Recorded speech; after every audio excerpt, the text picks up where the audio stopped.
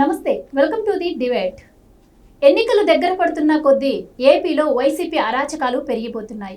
ఎన్నికల కోడ్ అమల్లో ఉన్నా కూడా ఏమాత్రం పట్టించుకోకుండా హత్య రాజకీయాలను యథేచ్ఛగా కొనసాగిస్తుంది. అయితే వైసీపీ గత 5 ఏళ్ల పాలనలో మైనారిటీలను ఎలా పొట్టన పెట్టుకుందో మనందరికీ తెలుసు. అలాగే వైసీపీ దుర్మార్గాలను ప్రశ్నించిన వారిని టీడీపీ కార్యకర్తలపైన కేసులు పెట్టి ఎంత వాళ్ళను సతాయించారో కూడా మనకు తెలుసు. అయితే తాజాగా ప్రకాశం జిల్లా గిద్దలూరులో ఒక టీడీపీ నేతను గొడ్డలితో నరికి చంపారు. దీనికి కారణం మొన్న జరిగినటువంటి ప్రజాగళం సభకు జనాన్ని తాడించాలన్న కారణం. అయితే కోడ్ అమల్లో ఉన్నా కూడా ఇలా హత్య రాజకీయాలు యథేచ్ఛగా సాగడాన్ని మనం ఎలా చూడొచ్చు? ఈ హత్య రాజకీయం ఇలాగే కొనసాగితే మరి ఎన్నికలు పారదర్శకంగా జరిగే అవకాశం ఉందా? ఇలాంటి విషయాలన్నీ ఈరోజు డిబేట్లో చర్చిద్దాం. మనతో పాటు డిబేట్లో పార్టిసిపేట్ చేసేందుకు స్టూడియోలో ఉన్నారు senior political journalist Durga Kumar గారు, అలాగే మరో senior political journalist DVS Srinivas గారు. నమస్కారం అండి ఇద్దరికి. సో దుర్గా కుమార్ గారు, ఇప్పుడు ఎలక్షన్ కూడా అమల్లో ఉంది ఏపీలో, అయినా కూడా వైసీపీ హత్య రాజకీయం రోజు రోజుకి పెరుగుతుందే తప్ప తగ్గట్లేదు. గతంలో ఎన్నికల ముందు మనం చూసాం స్వయాన జగన్ బాబాయి వివేక హత్య కేసు, అది ఇంకా సాల్వ్ అవ్వనే లేదు. ఇప్పటికీ మనం చూస్తూ ఉన్నాం ఈ 5 ఏళ్ల పాలనలో ఎన్ని హత్యలు జరిగాయి, ఎంత దుర్మార్గ పాలన నడిచింది అని. సో మొన్న జరిగినటువంటి రీసెంట్గా మార్చర్ల ఘటన ఎలా చూడొచ్చు అంటారు? వీళ్ళు మొదటి నుంచి కూడా ఇలాంటి హింసాత్మకమైనటువంటి సంఘటనల్ని చేయటం, వాటితో ఒక రకంగా 2 రకాలైన లబ్ధి పొందాలని చూస్తున్నారు. ఒకటేమో వాళ్ళ రాజకీయ లబ్ధి పొందటం, వివేకానంద గారు వచ్చి కానీ ఇలాంటివి చేసి మొన్న తెనాలి అమ్మాయి గీతాంజలి, అది ప్రతిపక్షాల మీద తొయ్యటం ద్వారా, ప్రతిపక్షాలకు సంబంధించిన వ్యక్తుల్ని చంపేయటం ద్వారా నడి రోడ్డు మీద పట్టపగలు గొంతు కోసి జై వైఎస్ఆర్సీపీ అని అనలేదు అన్నందుకు గొంతు కోసి భయోత్పాతం సృష్టించటం. అంతకు ముందు నుంచి కూడా డాక్టర్ సుధాకర్ గారి హత్య దగ్గర నుంచి కూడా ఒక్కొక్క వర్గాల్లో కొంతమందిని చంపి ఆ వర్గం ప్రజల్లో ఒక భయం, ఇక వైఎస్ఆర్సీపీ లాంటి పార్టీని కనుక మనం ఎదిరిస్తే మనం బతకలేము కాబట్టి ప్రశ్నించే తత్వాన్ని మొదటి నుంచి తుంచేస్తున్నారు. ఎప్పుడైతే వాళ్ళకి 151 సీట్లు వచ్చినాయో ఈ ఒక్క అవకాశం ఇవ్వమని మెల్లిగా అది సౌదీ అరేబియా ఎడారిలో ఒంటిలాగా తల ముందు పెట్టి తర్వాత ఒంటంతా వచ్చి అరేబియన్ వ్యాపారిని బయటికి తోస్తా చూశారు. ఆ విధంగా ఒక అవకాశం అనే దీని ద్వారా ప్రభుత్వంలో దూరి ప్రభుత్వంలో ఇక ఇంకెవరు కూడా మాట్లాడటానికి లేదు. ఒక 30 ఏళ్ల పాటు మేమే ప్రభుత్వంలో కొనసాగుతాం, మమ్మల్ని ఎవరు ప్రశ్నించలేరు, మీరు ప్రజలకు సంబంధించిన ప్రయోజనాలకు సంబంధించిన అంశాలని ప్రశ్నించలేరు, ప్రజలకు సంబంధించినటువంటి ఏ కార్యక్రమం చేసినా చేయకపోయినా మీరు మా పట్ల పాలితుల్లాగా ఉండాల్సిందే అంతే. ప్రజావేదిక కోల్చడం ద్వారా ఒక మెసేజ్ ఇచ్చారు, ఏంటంటే మా ఇష్టం వచ్చినట్టు మేము పరిపాలిస్తాం, అది ప్రజలకు సంబంధించేదైనా సరే మేము కూల్చుకోవడం మా పరిపాలన కొనసాగుతుంది ఒక నిరంకుశ తత్వంతో. ఈ హత్య రాజకీయాలు నడపడం ద్వారా ఇప్పుడు వాళ్ళకి ఎన్నికలు అనేది ప్రజాస్వామ్యం మీద గౌరవం ఉన్న వ్యక్తులకి పార్టీలకి ఎన్నికల నియమావళి అమల్లోకి వచ్చిందని అన్నీ తెగించినాడికి ఎన్నికలు ఉంటే ఏంటి లేకపోతే ఏంటి ఎప్పుడైనా ఒకటే వాళ్ళకి, ఇదేం కనపడదు వాళ్ళకి. వాళ్ళు చేసుకునే రోలర్ ముందు గాజు సీసాలు పెడితే ఏముంటాయి, టుక్ టుక్ పగిలిపోతాయి. రోడ్ రోలర్ లాగా వాళ్ళ ప్రయాణం వాళ్ళు వెళ్ళిపోతారు. ఇట్లాంటి వాటికి ఏం ఆగదు. అది ఇది అంతా కూడా ప్రజల్లో ఒక భయభ్రాంతులు కల్పించడానికి చేసుకుంటా వెళ్తున్నారు. వాళ్ళ ప్రధానమంత్రిని మేము లెక్క చేయము అనే దశకి వాళ్ళు వచ్చారు. ప్రధానమంత్రిని కూడా వాళ్ళ సోషల్ మీడియా ద్వారా తిట్టించే పరిస్థితికి వచ్చారు. అంటే మాకు అసలు ఎవరని లెక్కలేదు, జాతీయ స్థాయిలో మనుషుల్ని మేము లెక్క చేయనప్పుడు ఆఫ్టర్ ఆల్ మీరెంత. కాబట్టి మనం ఇక్కడ గమనించాల్సింది ఏంటంటే అటువంటి ప్రభుత్వాలు ప్రజలు ఎన్నుకున్నందుకు దానికి మూల్యం చెల్లిస్తున్నామేమో అనిపిస్తుంది నాకు. ఎవరు కూడా వాళ్ళు ప్రశ్నించలేని దశకి వెళ్ళిపోయారు. వాళ్ళు ప్రధానమంత్రి గారు కూడా ఈయనకి ఇంత గారాభంగా ఒక దత్తపుత్రుడు అని చూశాడు కదా, దత్తపుత్రుడు వాళ్ళ తండ్రినే దత్తత తండ్రిని బూతులు తిట్టడం కూడా చూశాడు. కాబట్టి ఆయనకి కూడా గుణపాఠం వచ్చింది. ఇప్పుడు తెలుగు ఆంధ్రప్రదేశ్ ప్రజలు ఏం గుణపాఠం నేర్చుకున్నారు, దేశ ప్రధాని కూడా అట్లాంటి గుణపాఠమే నేర్చుకున్నాడు, అర్హత లేని వ్యక్తిని నమ్మి. అది ఇక్కడ మనం నేర్చుకోవాల్సిన నీతి. రైట్. శ్రీనివాస్ గారు, ఇప్పుడు దుర్గా కుమార్ గారు చెప్పినట్టు మొన్న ప్రధాని సభలో భద్రతా వైఫల్యాన్ని మనం చూసాం. దానిపై 3 ఎస్పీలపై ఎంక్వైరీ కూడా పడింది. ఇప్పుడు ఈ హత్యల వెనుక కూడా ఒక మాట అయితే వినిపిస్తుంది, ఈ 3 ఎస్పీల అండతోనే వైసీపీ గుండాలు చెలరేగిపోతున్నారు అని. సో ఆ 3 ఎవరంటారు? మాజీ ముఖ్యమంత్రి చంద్రబాబు చేసిన విమర్శ దీనిపైనే, ఏది ఎస్పీల అండ చూసుకునే వీళ్ళంతా ఇలా పేటరేగిపోతున్నారు. గతంలో పోలీస్ ఎప్పుడు ఇంత అప్రతిష్ట తెచ్చుకోలేదు. ఆంధ్రప్రదేశ్ పోలీస్ అంటే గతంలో ఒక విలువ, ఒక ప్రతిష్ట ఉండేది. ఇక్కడే కాదు, పొరుగు రాష్ట్రాల్లో కూడా సమాజ సేవకి వీళ్ళెళ్ళి పోటీపడి అక్కడ పనిచేసి పేరు తెచ్చుకున్నారు. ఒరిస్సాలోనో ఎక్కడో తుఫాన్ వచ్చి మొత్తం బీభత్సం సృష్టిస్తే ఆంధ్రప్రదేశ్ పోలీసు వెళ్ళి అక్కడ బాధితులకు అండగా ఉండి వాళ్ళకి చేసిన సేవ అప్పుడు దేశంలోనే ఏపీ పోలీస్ అంటే సెల్యూట్ చేశారు. అలాంటిది జగన్మోహన్ రెడ్డి సీఎం అయిన తర్వాత గత 5 ఏళ్లలో ఆంధ్రప్రదేశ్ పోలీస్కి గ్రహణం పట్టింది. జగన్ గ్రహణం ఇవాళ విడిచే రోజు ఆంధ్రప్రదేశ్ పోలీస్కి ఇంకా ఎన్ని రోజులు, 55 రోజుల్లో ఈ గ్రహణం విడిచే రోజు దగ్గరలోకి వచ్చేసింది అనమాట. ఈ హత్యలు, ఈ హత్యా యత్నాలు ఏ స్థాయిలో జరుగుతున్నాయంటే 5 ఏళ్లలో 500 మంది పైగా హత్యలు జరిగాయంటే బీసీలు, ఎస్సీలు, ఎస్టీలు, ముస్లింలు, తెలుగుదేశం పార్టీ కార్యకర్తలనే 100 మందిని చంపేసిన ఉదంతాలు మనం చూసినప్పుడు, నిన్న జరిగిన 2 హత్యలు నంద్యాల, గిద్దలూరులో జరిగినటువంటి హత్యలు ఇవాళ కేంద్ర ఎన్నికల సంఘానికే సవాల్.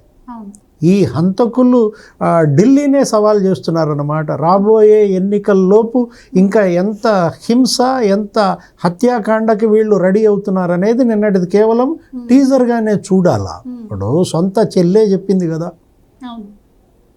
రక్తపు పునాదుల మీద నువ్వు కూర్చున్నావన్నాయని అడిగింది. సునీత ఏమందంటే వైఎస్ఆర్ కాంగ్రెస్ పార్టీ తన తండ్రి రక్తంతో తడిచిన పునాదుల మీద నిర్మించిన పార్టీ అంది. రక్త పునాదుల పైన సింహాసనం వేసుకుని కూర్చున్నాడు ఎవరు? జగన్మోహన్ రెడ్డి. ఇది మనం చెప్పే మాట కాదు, అతని సొంత చెల్లి చెప్తున్న మాట. తన తండ్రి రక్తం వైఎస్ఆర్ కాంగ్రెస్ పార్టీ పునాదుల్లో ఉందంది. అంటే ఇంకా అంతకన్నా సిగ్గుచేటైనటువంటి అంశం ఏంటి? వివేకానంద రెడ్డి హంతకుల్ని జగన్మోహన్ రెడ్డి కాపాడుతున్నాడు. తెలుగుదేశం పార్టీ కార్యకర్తల హంతకుల్ని, తెలుగుదేశం పార్టీ కార్యకర్తలను చంపిన వాళ్ళని జగన్మోహన్ రెడ్డి కాపాడుతున్నాడు. బీసీలను చంపిన వాళ్ళని కాపాడుతున్నారు. ఒక నేరస్తుడు పాలకుడైతే నేరగాళ్ళెంత స్వైర విహారం చేస్తారో నీకు ఒక కేస్ స్టడీ ఆంధ్రప్రదేశ్ జగన్మోహన్ రెడ్డి పరిపాలన అన్నమాట. లైక్ అనుకోవచ్చా, ఇప్పుడు చంద్రబాబు పరిపాలన ఎప్పుడైతే ఉందో అప్పుడు గౌతమ్ సవాంగ్కి మంచి పేరు ఉండింది, ఇప్పుడు ఆ పేరు కొంచెం పోయిందని చెప్పి. గౌతమ్ సవాంగ్ని చంద్రబాబు ఏ రోజు కోర్టులో నిలబెట్టలేదు, సెక్షన్లు చదివించలేదు. చంద్రబాబు 14 ఏళ్ళు ముఖ్యమంత్రిగా చేశాడు. 14 ఏళ్ళు చంద్రబాబు ముఖ్యమంత్రిత్వంలో ఏ డీజీపీ అన్న కోర్టుకు వచ్చి చేతులు కట్టుకున్నాడా? ఏ డీజీపీ అన్న కోర్టుకు వచ్చి 151 సెక్షన్ చదివే పరిస్థితి వచ్చిందంటే అది ఎవరు తెచ్చారు? జగన్మోహన్ రెడ్డిని నమ్ముకోవటం వల్ల ఐఏఎస్లకు, ఇవాళ ఐఏఎస్లకు ఎంత అప్రదిష్ట, ఐపీఎస్లకు ఎంత అప్రదిష్ట అనేది మనకి ఇక్కడే ఉదాహరణ అన్నమాట. అప్పుడు కత్తి, అతను ఎవరు ఉన్నారు, మన చంద్రయ్య యాదవ్, ఎక్కడ పల్నాడులో, అతని మెడ మీద కత్తి పెట్టి జై జగన్ అనమన్నారు. అతను జై చంద్రబాబు అన్నాడు, కోసి పారేశారు. అంటే జై జగన్ అనకపోతే చంపేస్తారా? అంటే ప్రజాగళం సభకు వస్తే, జనాన్ని తీసుకొస్తే చంపేస్తారా? ఇప్పుడు గిద్దలూరులో ప్రజాగళం సభకు జనాన్ని తీసుకెళ్ళాడని చెప్పి మర్డర్ చేశారన్నమాట. అంటే ఆంధ్రప్రదేశ్ రక్తాంధ్రప్రదేశ్గా మారింది. జగన్మోహన్ రెడ్డి పరిపాలనలో హత్యాంధ్రప్రదేశ్గా ఈ రాష్ట్రాన్ని చేశారన్నమాట. దుర్గాకుమార్ గారు, చిన్న కార్యకర్త దగ్గర నుంచి ఈవెన్ చంద్రబాబు వరకు కూడా వైసీపీ పాలనలో జైల్లోకి వెళ్ళడం మనం చూసాం. సోషల్ మీడియాలో కూడా ఎంతగానో వాడుకొని దుష్ప్రచారం చేస్తూ ఉంది. సో అక్కడ ఏపీలో రాజారెడ్డి రాజ్యాంగం అమలవుతుంది అనుకోవచ్చు. అసలు రాజారెడ్డి రాజ్యాంగం అంటాం కూడా రాజారెడ్డి గారిని అవమానించినట్టు. నాకు రాజారెడ్డి గారు తెలిసిన వ్యక్తులు కూడా కొంతమంది చెప్పారు, ఆయన ఏమైనా అప్పులు అవి ఇచ్చినప్పుడు ఎవరన్నా కట్టలేకపోయారు అనుకోండి వచ్చి పిలిపించేవాడంట. నేను కట్టలేనండి అంటే, సరే రా, ఎంతవరకు నువ్వు కట్టగలిగితే అంత కట్టనేవాడు. కట్టిన తర్వాత అది తీసుకుని ఒరే నువ్వు ఆ డబ్బులు ఇవ్వలేకపోయాను అనుకుని నువ్వు రాబకుండా ఉండొద్దు, నా దగ్గరికి వస్తా ఉండు, అదేమి మనసులో పెట్టుకోవద్దు అనేవంట. అంటే రాజారెడ్డి కూడా ఈయనకన్నా కూడా కొంత వితరణ అనేది ఆయన దగ్గర ఉంది. స్వతహాగా ఇప్పుడు ఇంత కల్మషం ఉన్న వ్యక్తులు ఎక్కడ చూడమమ్మా. గ్రామాల్లో ఫ్యాక్షనిస్టులకు కూడా కొన్ని నీతులు ఉంటాయి, వాటికి కొన్ని కట్టుబాట్లు ఉంటాయి, వాళ్ళు దానికి కట్టుబడతారు. ఇతను అట్లా వచ్చిన వ్యక్తి కాదు. ఇతను తీవ్రమైన ఆర్థిక నేరగాడిగా వచ్చాడు. ఒక టెర్రరిస్టు మొన్న మధ్య పాకిస్తాన్ నుంచి వచ్చి బొంబాయిలో దొరికి ఉన్నాడు చూసారా, కసబ్బు హింసలో ఎలా అంటాడో ఆర్థిక నేరాల్లో ఈ వ్యక్తిని మనం కసబ్తో పోల్చొచ్చు. అంటే కట్రోట్ అనమాట. అసలు ఏమీ కూడా దయాదాక్షిణ్యం అనేది ఉండదు. అలాంటి మనస్తత్వం ఏంది. రాజారెడ్డిది ఏంటంటే గ్రామీణ మనస్తత్వం. గ్రామీణ పెత్తందారులు ఒక పరిమితి వరకే వాళ్ళు. ఆ తర్వాత నువ్వు పో, దానికి ఇబ్బంది లేదు, నువ్వు వచ్చేప్పుడు కనపడితే 10 మంది ఇంటికి వచ్చి వెళ్తున్నారన్న ఫీలింగ్ అని ఉంటుంది. కానీ ఈయన అసలు ఎవరిని కూడా కలిసే మనస్తత్వం కాదు. రాజశేఖర రెడ్డి గారు ఒక ప్రతిపక్ష నాయకుడిగా ఉన్నప్పుడు కూడా ముఖ్యమంత్రి ఇంటికి ఎంతమంది వెళ్తారో అంతమంది వెళ్ళేవాళ్ళు అంటే మీరు నమ్మండి. ఎందుకంటే ఆయన దగ్గరికి వెళ్తే ఏదో ఒక పని చేయడానికి ప్రయత్నిస్తాడు, అయిన కాడికి అవుతుంది, అవ్వకపోతే అవ్వదు. కానీ దాని పేరేమంటారు, దర్శనం అయితే దొరుకుతుంది, హీరింగ్ ఇస్తాడు. అది ఇతరులు లేదు. మంత్రుల్ని రానివ్వడు, ఎమ్మెల్యేలని రానివ్వడు, కార్యకర్తల్ని రానివ్వడు. తనదంటూ ఒక లోకం, ఆ ఆర్థిక లోకం అంతే. ఇక ఎక్కడి నుంచి ఏ సోర్సెస్ నుంచి ఎలా వస్తుంది, ఇసుక డబ్బులు వచ్చినాయా లేదా, తర్వాత లిక్కర్ డబ్బులు ఎట్లా వస్తున్నాయి, దీన్ని పెంచడానికి మార్గాలు ఏంటి, తర్వాత ఎవరిని ఈసారి టార్గెట్ చేసి లేపాలి, ఎవరిలో భయం కల్పించాలి, ఇలాంటి ఈ నేరం అట్లాంటి రాజారెడ్డి రాజ్యాంగం లేదమ్మా. ఇది స్పెషల్. జగన్మోహన్ రెడ్డి గారు లాంటి వ్యక్తి ఇంతవరకు ఏ రాష్ట్రానికి ముఖ్యమంత్రి అవ్వాల. మళ్ళీ ఫ్యూచర్ లో వస్తుంది జగన్మోహన్ రెడ్డి రాజ్యాంగం. అదే అండి, ఆ రాజ్యాంగాన్ని అనటానికి లేదు. జగన్మోహన్ రెడ్డి లాంటి వ్యక్తిత్వం ఉన్న మనిషి ఇంతవరకు భారతదేశ రాజకీయాల్లోనే ఎవరు లేరు. ఒక మోడీ లాంటి వ్యక్తిని కూడా ఆయన మోసం చేయగలిగాడంటే చూడండి. అంత పెద్ద ఆయన్ని చీట్ చేసి పని అయ్యారాక ఒక రకంగా మాట్లాడాడు. నిన్న పని అయిపోయింది, ఇక ఆయనతోనూ నేను గెలుస్తానో లేదో కాబట్టి నిన్న సోషల్ మీడియాను ఉపయోగించి బూతులు తిట్టడం మొదలెట్టించాడు. ఒక దేవుడు, ఒక దైవం అనేది కూడా లేదు. పైకి నటిస్తాడే తప్ప ఇప్పుడు జగన్మోహన్ రెడ్డి రాముడి కన్నా జగన్ గొప్పవాడని పొగిడించుకుంటున్నాడు. అంటే ప్రజల్లో కూడా ఒక ఫీల్ రావాలన్నమాట. అమ్మో జగన్మోహన్ రెడ్డి అంటే మామూలు ఆయన కాదు, మనం ఏదో తక్కువ అనుకుంటున్నామేమో, చాలా ఈయనకి ఇట్లాంటి ఫాలోయర్స్ ఉన్నారనే ఒక మాయలో పంపించడానికి, ఒక హిప్నటైజ్ చేసే పరిస్థితి. కాబట్టి జగన్మోహన్ రెడ్డి గారిని మనం అసలు పాత తరాలు ఎవరితో కూడా పోల్చలేము. అసలు ఇంత ఆర్థిక నేరాలు చేసిన వ్యక్తి కూడా భారత రాజకీయాల్లో కూడా ఇంతవరకు ఎవడో లేడు. రైట్ శ్రీనివాస్ గారు, అంటే వైసీపీ ఓటమి భయంతోనే ఎలాంటి పనులు చేస్తుంది అని అంటున్నారు. అంటే ఇప్పుడు వైసీపీ నేతల బలితెగింపుని మనం ఎలా చూడొచ్చు అంటారు? అభద్రత, ఓటమి భయం. ఎప్పుడు ఈ హత్యలు జరుగుతాయి, ఎప్పుడు ఈ దాడులు జరుగుతాయి, ఈ దౌర్జన్యాలు జరుగుతాయి అభద్రతలో ఉంటే. ఎందుకంటే వీళ్ళు చేసేటటువంటి ఈ దాడులు, దౌర్జన్యాలు, ఈ హత్యలు అన్నిటి వెనుక కూడా ఓటమి భయం వెన్నాడుతోంది. ఏదో విధంగా మళ్ళా గెలవాలి, భయపుట్టించి గెలవాలి, హింసించి గెలవాలి, హత్యలు చేసి గెలవాలన్నటువంటి ఒక ఆటవిక మనస్తత్వంలోకి ఈ రాష్ట్రాన్ని తీసుకువెళ్ళారు.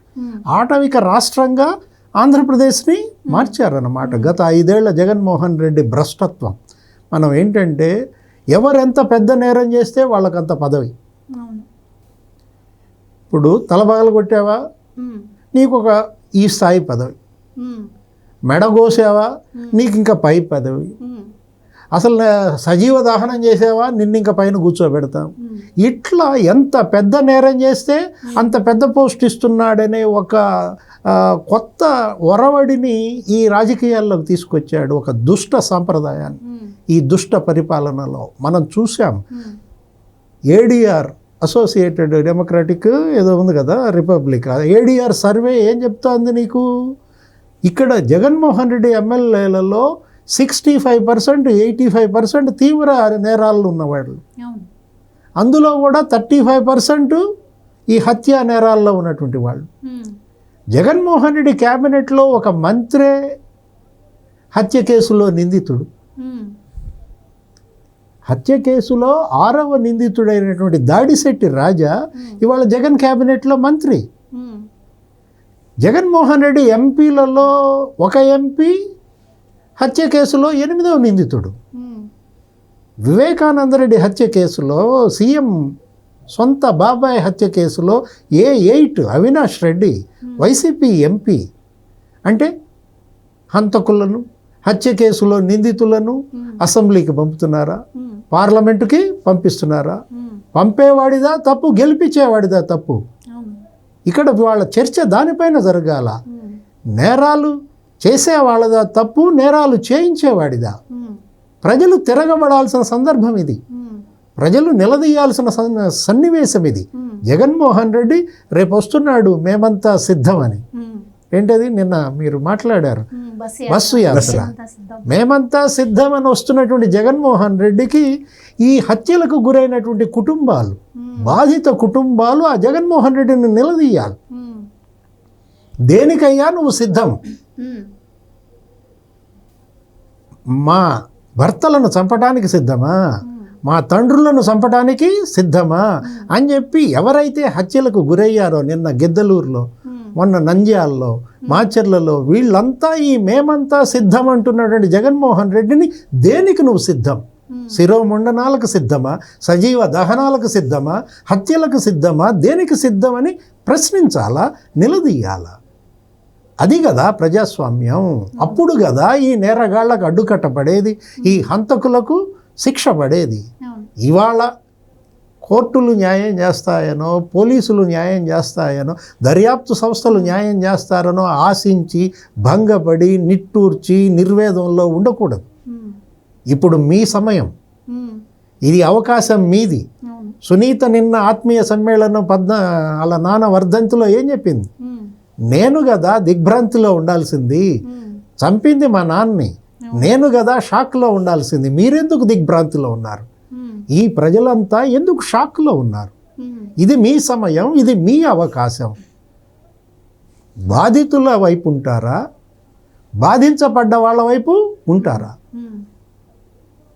హంతకుల వైపు ఉంటారా, హంతకులను రక్షిస్తున్న వాళ్ళ వైపు ఉంటారా, లేదు ఈ హత్యల బాధితుల వైపు ఉంటారా అని సునీత నిగ్గదీసింది. ఏదో సినిమాలో ఎవరు పాట పాడాడు ఆయన, నిగ్గదీసి అడుగుతున్నాను ఈ సిగ్గులేని సమాజాన్న నిప్పులతో కడుగు, నిగ్గదీసి అడుగు ఈ సిగ్గులేని వైఎస్ఆర్ కాంగ్రెస్ పార్టీ అరాచకాలను. నిప్పుతో కడుగుతారా, నిగ్గదీసి అడుగుతారా? ఇవాళ తేల్చుకోవాల్సింది ఆంధ్రప్రదేశ్ ప్రజలు. రైట్. దుర్గా కుమార్ గారు, ఇప్పుడు వినిపిస్తున్న మాట ఏంటి అంటే సోషల్ మీడియాలో వైసీపీకి ఫ్యాన్ గుర్తు తీసేసి గొడ్డలు గుర్తు పెట్టుకుంటే బాగుంటుంది అని వినిపిస్తుంది, మీరేమంటారు? అవునమ్మా, దాంతోనే కదా వాళ్ళు గెలిచింది. ఇప్పుడు అది ఎక్కడంటే అనంతపూర్ డిస్ట్రిక్ట్ వెళ్ళి కొనుక్కొచ్చాడు అతను, దస్తగిరి. అది ఆ ఊరి పేరు ఏంటంటే కదిరి అండి. కదిరి వెళ్ళి కొనుక్కొచ్చారు అంటే అంత ప్రత్యేకంగా, అంటే ఇక ధీటుగా అనమాట, ఇక ఫెయిల్ అవ్వటానికి అవకాశం లేదు. అట్లాంటి గొడ్డలు తీసుకొచ్చి నరికారు. మరి నిజంగానే వాళ్ళకి ఆ విజయ అవకాశం ఇచ్చింది గొడ్డలే కాబట్టి దాన్నే పూజించాలి వాళ్ళు. కాబట్టి ఈ రెక్కలు ఇరిగిపోయిన ఫ్యాన్ కన్నా ఘాటైన గొడ్డలు జనం మీద కూడా వాడుతుంది అదే కదా, వాళ్ళు వాడబోయేది కూడా అదే. కాబట్టి ఇదే మాది శాశ్వతం, మాకు బలయ్యేది కూడా మీరే, మా ఆయుధం ఇది అని చూపించినట్టు ఉంటుంది. తప్పేం లేదమ్మా, బాగానే ఉంటుంది. చాలా మీమ్స్ వస్తున్నాయి సోషల్ మీడియాలో కూడా, చూస్తున్నా, నేను కూడా చూస్తున్నా. నిజంగా జనాలకు అప్పటికన్నా బుద్ధి వస్తే అయినా కూడా ఆ గొడ్డలను మరి పూజిస్తారేమో చూద్దాం ప్రజలు కూడా. ఇప్పుడు వాళ్ళకైతే పూజనీయమైన వస్తువు వైఎస్ఆర్సీపీకి, అది లేకపోతే వాళ్ళకి రోజు నడవదు, జనం సావరు. కాబట్టి మరి ప్రజలు కూడా మరి దాన్ని ఆదరిస్తారా? లేదు, ఈ గొడ్డలతో నరికించుకోవడానికి మేము సిద్ధంగా లేము, బటన్ నొక్కడం ద్వారా నిన్నే పేల్చేస్తామని రేపు ఎలక్షన్లో బటన్ నొక్కితే చాలు కదమ్మా. ఇప్పుడు వాళ్ళు గొడ్డలు కూడా పట్టుకోకర్లా ఓటర్లు. ఇప్పుడు ఆయన బటన్ నొక్కుతున్నట్టే వీళ్ళు రేపు ఎలక్షన్ బూత్లోకి వెళ్ళి కనుక బటన్ నొక్కితే ఎగిరిపోతాడు. ఇప్పుడు నక్సలైట్లు కనుక మందు పాత్రలు పెడతారు చూసారా, ఇట్లా బటన్ నొక్కితే పేలిపోతుంది. అట్లా ఇప్పుడు ప్రభుత్వాన్ని పేల్చే అవకాశం ప్రజల చేతిలోనే ఉంది. ఇందాక ఆయన అన్నట్టు నిగ్గదీసి అడగాలని, అది కూడా వద్దు, మీరు నోరు కూడా ఎత్తొద్దు. సింపుల్గా సూపుడు వేలుతో వెళ్ళి ఆ బటన్ నొక్కితే పేలాల్సిన వాళ్ళు పేలిపోతారు. రైట్. శ్రీనివాస్ గారు, అసలు ఈ అరాచకానికి అడ్డుకట్ట పడేది ఎప్పుడు అంటారు? ఈ హత్య రాజకీయాలను ఎలా ఆపాలి అంటే ఈసీ ఎలాంటి చర్యలు తీసుకునే అవకాశం ఉంటుందంటారు? కేంద్రం మేల్కోవాలి. కేంద్ర ఎన్నికల సంఘం దేశంలో ఉన్నటువంటి 30 రాష్ట్రాలు ఒక ఎత్తు, ఆంధ్రప్రదేశ్ మరొక ఎత్తు. ఎందుకంటే 30 రాష్ట్రాల ముఖ్యమంత్రుల పరిపాలన మరో రకంగా సాగుతోంది. ఇక్కడ ఆంధ్రప్రదేశ్ ముఖ్యమంత్రి పరిపాలనలో హంతకులదే రాజ్యంగా మారింది. ఇక్కడ హంతకులు స్వేచ్ఛగా నిర్భయంగా తిరుగుతున్నారు, సమాజం పైన దాడి చేస్తున్నారు, ఒక రోగ్ ఎలిఫెంట్స్గా మారారు. మదమెక్కిన ఏనుగులు చూసావా నువ్వు ఎప్పుడన్నా? కుప్పంలో, శ్రీకాకుళంలో నీకు చెరుకు తోటల మీద పడతా ఉంటాయి ఏనుగుల మంద. ఏనుగు మదమెక్కి గనక వస్తే దాన్ని ఆపటం ఎవరి తరం కాదు, గోడలను గుద్దేస్తుంది, మొత్తం అన్నిటిని తట్టుకోలేము. అలాంటి రోగ్ ఎలిఫెంట్స్ ఇవాళ ఆంధ్రప్రదేశ్లో ప్రభుత్వంలో ఉన్నారు, పరిపాలన చేస్తున్నారు. ఈ రోగ్ ఎలిఫెంట్స్ని దారిలో పెట్టాల్సినటువంటి ఒక అంకుశమే మన దుర్గా కుమార్ గారు చెప్పిన ఓటు. ఆ ఓటు అనే అంకుశంతో ఈ రోగ్ ఎలిఫెంట్స్ని దారిలో పెట్టాల్సినటువంటి మావటీలుగా ప్రజలు మారాలి. ఇవాళ మావటీలుగా కేంద్ర ఎన్నికల సంఘం మారుద్దనో, నరేంద్ర మోడీ మారుతాడనో, అమిత్ షా రావాలనో, మీరు రండి మా రాష్ట్రాన్ని మీరు నియంత్రించండి, ఇక్కడ ఉక్కు పాదం మోపండి అంటే వాళ్ళకి 190 పనులు, వాళ్ళకి 30 రాష్ట్రాలు. అక్కడే చూసుకుంటారా, ఇక్కడే చూసుకుంటారా? ఇక్కడ బాధ్యత చక్కబెట్టాల్సింది, దీన్ని సరిదిద్దాల్సింది ఎవరు? ప్రజలు. ప్రజా కోర్టులో ఆమె రేపొద్దున సునీత కూడా అడుగుతాను. ఏం చెప్పింది సునీత మొన్న ఒకరోజు ప్రెస్ మీట్లో? సినిమాల్లో చూశాను, హంతకులు మన చుట్టూతానే తిరుగుతూ ఉంటారు. బాబాయ్ నా కోసం రాత్రి 11:40 దాకా ప్రచారం చేశాడమ్మా అంటే నాకు తెలియలేదు. అర్ధరాత్రి 11:40 దాకా బాబాయ్ నా కోసం ప్రచారం చేశాడమ్మా అంటూ నా చుట్టూతానే తిరుగుతూ ఉన్నాడు అవినాష్ రెడ్డి. నేను నమ్మాను, ఇది సినిమాల్లో చూశాను, నా స్వీయ అనుభవంలో హంతకులు నా చుట్టూతానే తిరుగుతూ నన్ను నమ్మించే కుట్ర చేశారు, నన్ను తప్పుదారి పట్టించేటట్టుగా చెప్పారు నాకు నాన్న హత్య కేసులో అందంటే. హంతకులు ఎంత నిర్భీతిగా స్వేచ్ఛగా నీకు యథేచ్ఛగా పడుతున్నారో చూసాం. నిన్నటి గిద్దలూరు ఇన్సిడెంట్, నంద్యాల ఇన్సిడెంట్, అంతకుముందు ఆ పల్నాడులో చంద్రయ్య హత్య, 100 మంది హత్యాకాండ, సజీవ దహనం. తన అక్కను ఏడిపిస్తారేంటి అని అడిగినందుకు ఒక బీసీ బాలుని సజీవ దహనం. ఇసుకలు మాఫియా అడ్డుకున్నందుకు, మీరు మా ఇసుక ఎత్తుకు వెళ్ళొద్దు అన్నందుకు ట్రాక్టర్లతో గుద్దిచ్చి చంపారు 2 గిరిజన మహిళల్ని. ఇసుక మాఫియాను అడ్డుకున్నందుకు నందం సుబ్బయ్యని పొద్దుటూరులో చంపారు. ఇసుక మాఫియా అడ్డుకున్నందుకు 2 యువకుల్ని పోలీస్ స్టేషన్లో శిరోముండనాలు చేశారు. వరప్రసాద్, శ్రీకాంత్. మామూలు దాష్టీకాలు కాదు. కాబట్టి ఇప్పుడు కేంద్రం మేల్కోవాలి, కేంద్ర ఎన్నికల సంఘం బాధ్యతగా తీసుకోవాలి.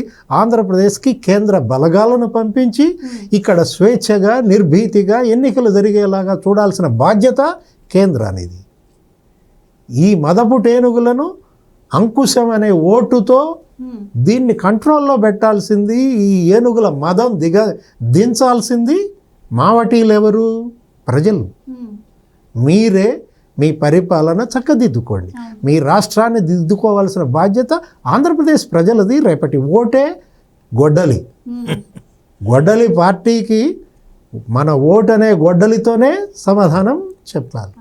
అయితే రైట్ దుర్గా కుమార్ గారు ఇక్కడ ఇంకొక మాట కూడా వినిపిస్తుంది. ఎలక్షన్ కమిషన్ స్తబ్దుగా ఉంటుంది, ఈవెన్ ఎలక్షన్ కమిషన్ ఆదేశిస్తే కలెక్టర్లు కూడా రెస్పాండ్ అయ్యే పరిస్థితి అక్కడ కనిపించట్లేదు అంటున్నారు. ఆ ఎలక్షన్ కమిషన్ యాక్టివ్ అవ్వాలి అని అంటున్నారు. సో ఏం చెప్తారు మీరు ఫైనల్గా? ఎలక్షన్ కమిషన్ స్తబ్దుగా ఉండదమ్మా, వాళ్ళు ఎప్పుడు ఎట్లా చేయాలో చేస్తారు. ఇప్పుడు మొన్న మధ్య రాజంపేట కలెక్టర్ని సస్పెండ్ చేశారు, మీరు గమనించారో లేదో. అది అంతకుముందు ఆయన లోక్సభ తిరుపతి ఉప ఎన్నికల్లో చేసిన దానికి వాళ్ళు ఎప్పుడైనా కూడా కేంద్ర ఎన్నికల సంఘం అనేది ఒక చర్య తీసుకుంటే తిరుగులేనిదిగా ఉండాలి. అంటే సరైన ప్రూఫ్స్ ఉండాలి, ఖచ్చితమైన టార్గెట్ కొడతారు వాళ్ళు. అట్లాగే ఇప్పుడు సజ్జల రామకృష్ణారెడ్డి గారు మొన్న ఒక పొలిటికల్ ప్రెస్ కాన్ఫరెన్స్ పెట్టాడు, అది ఆల్రెడీ వాళ్ళ దృష్టికి వెళ్ళింది. ఇవన్నీ ఏమనుకుంటున్నారంటే పెట్టగానే ఆయన మీద ఎందుకు యాక్షన్ తీసుకోలేదనే భావన చాలా మందిలో ఉంది. కానీ వాళ్ళు ఏంటంటే అసలు సజ్జల రామకృష్ణారెడ్డి గారు ఎవరు, ఆయన పోస్ట్ ఏంటి, ఆయనకి ఉన్న పరిమితులు ఏంటి, అధికారాలు ఏంటి, ఆయన ఉన్న ప్రభుత్వ ఉద్యోగ, ఇప్పుడు అదే ఒక ఆల్ ఇండియా సర్వీస్ ఉద్యోగం మీద తీసుకునే చర్యలు ఒక రకంగా ఉంటాయి. ఇది నియామకం ద్వారా వచ్చిన వ్యక్తి ఈయనకుండా లోక స్టాండ్ ఏంటి గవర్నమెంట్లో, ఎందుకు మాట్లాడుతున్నాడు, రేపు మళ్ళీ కోర్టుకు వెళ్తే కూడా మనం ఎలాంటి పరిస్థితి ఎదుర్కోవాల్సి ఉంటుంది అనేది వాళ్ళు అన్ని స్టడీ చేస్తారమ్మా. చాలామందికి ఏంటంటే ఇప్పుడు సజ్జల రామకృష్ణారెడ్డి గారి ఇష్యూలో వెంటనే ఎందుకు స్పందించలేదు అనేది చాలామంది మేధావులు అడుగుతున్న ప్రశ్న ఇదే వచ్చింది. కేంద్ర ఎన్నికల సంఘం ఎందుకు వెంటనే స్పందించలేదని వాళ్ళు స్టడీ చేస్తారు. చేసిన తర్వాత ఎక్కడ వాత పెట్టాలి, కీలేరికి వాత పెట్టాలంటారు చూసారా, అలా చేస్తారు. అందుకని అన్సక్సెస్ఫుల్ అటెంప్ట్ ఎప్పుడు కూడా కేంద్ర ఎన్నికల సంఘం కానీ రాష్ట్ర ఎన్నికల సంఘం కానీ చేయదు. చేశారంటే సక్సెస్ఫుల్గా చేయాలి. చేసేది పక్కా ఆధారాలతోనూ పక్కా చట్టంలో ఉన్న పవర్స్ అధికారాలు ఉపయోగించుకుని. అందుకని వాళ్ళు అసర్టైన్ చేసుకుంటున్నారు లీగల్గా 1-2 సార్లు ఇలాంటి. అందులో ఇప్పుడు ఇందాక శ్రీనివాస్ గారు చెప్తున్నట్టు ఆంధ్రప్రదేశ్ అనేది మిగిలిన 30 రాష్ట్రాలు ఒక ఎత్తు, ఆంధ్రప్రదేశ్ ఒక ఎత్తుగా ఉంది వాళ్ళకి. ఇక్కడ వస్తున్న అన్ని సమస్యలు ఎక్కడా లేవు, ఇక్కడ అన్ని నకిలీ ఓట్ల ఫిర్యాదులు ఎక్కడా లేవు, ఇక్కడ చేస్తున్న ఈ ప్యారలల్లో వాలంటీర్ల ఇన్వాల్వ్మెంటు వద్దని చెబుతున్నా మీరు అన్నట్టు వాళ్ళని ఏదో ఒక రూపంలో తీసుకెళ్ళి వాళ్ళ చిప్స్ వాళ్ళకి ఇచ్చే గవర్నమెంట్ తీసుకుని వీళ్ళు నో మోర్ వాలంటీర్స్ అని ఒక చిత్రం క్రియేట్ చేస్తున్నారు. వాలంటీర్లు కాదు కాబట్టి చేయొచ్చు అన్నట్టుగా. వీటన్నిటికీ ప్రతిదానికి వాళ్ళ దగ్గర విరుగుడు ఉంది, ముందుంది. వాళ్ళు జాగ్రత్తగా గమనిస్తున్నారు. ఎవరెవరైతే ఈ వాలంటీర్స్ ఓవర్ యాక్షన్ చేస్తారో వాళ్ళు వ్యక్తిగతంగా ఫేస్ చేయాల్సి వస్తుంది. వాళ్ళు ఇప్పటిదాకా ప్రభుత్వ సొమ్ము తిన్నారు కాబట్టి వాళ్ళు వాలంటీర్స్గానే కంటిన్యూగా ప్రభుత్వ దృష్టిలో లిస్టులు ఉన్నాయి. వాళ్ళు ఆల్రెడీ లిస్టులు తెప్పించుకున్నారు. కేంద్ర ఎన్నికల సంఘం వాలంటీర్స్ రేపు ఇక్కడ మనకి ఒక సమస్య క్రియేట్ చేయబోతుంది ఈ వ్యవస్థ. అందువల్ల వీళ్ళు ఎవరో ఏంటి అనేది మొత్తం లిస్టులు ఎలక్షన్కి ముందే తెచ్చుకుని పెట్టుకున్నారు. అందుకే మీరు చూడండి, మొన్న కూడా వాలంటీర్లు ఏ స్థాయిలో కూడా ఎన్నికల ప్రక్రియలో పాల్గొనడానికి వీలు లేదు అని ఒక అండర్లైనింగ్ ఇన్స్ట్రక్షన్ కూడా ఇచ్చారంటే అది ఆంధ్రప్రదేశ్ దృష్టిలో పెట్టుకుని ఇచ్చిందే. కాబట్టి తగిన సమయంలో కేంద్ర ఎన్నికల సంఘం గట్టిగా స్పందిస్తుంది. Right, thank you so much sir. Thank you so much అండి. థ్యాంక్ యూ అమ్మా. సో గెలవడానికి రక్తపాతాన్నైనా సృష్టించడానికి వెనుకాడని ప్రభుత్వం నడుస్తుంది. సో ప్రజలే ఆలోచించి నిర్ణయం తీసుకోవాల్సిన టైం వచ్చింది. మీ ఓటుతో సమాధానం చెప్పండి. ఇది వాటి డిబేట్. మరో డిబేట్తో మళ్ళీ కలుద్దాం. Keep watching.